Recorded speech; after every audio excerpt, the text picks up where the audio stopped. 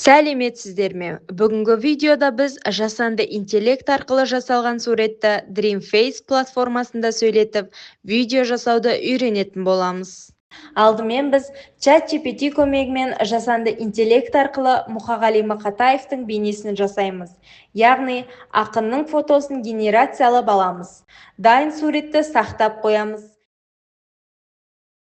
Келесі қадамда Google-ға кіріп іздеу жолағына Dreamface деп жазамыз және сайтқа кіреміз.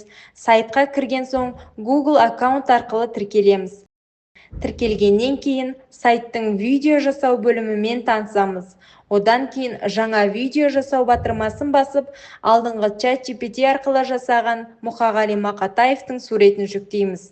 Келесі қадамда мәтін енгізу бөліміне Мұқағали Мақатаевтың «Үш бақытым» өлеңін тауып, мәтінді көшіріп қоямыз.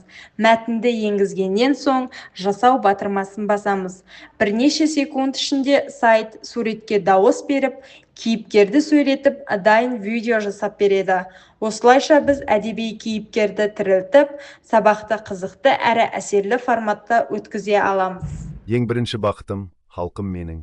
Соған берем ойымның алтын кенін. Ол бар болса, мен бармын, қор болмаймын, қымбатырақ алтыннан нарқым менің. Осымен Dreamface арқылы кейіпкерді сөйлетіп, видео жасауды көрсеттік.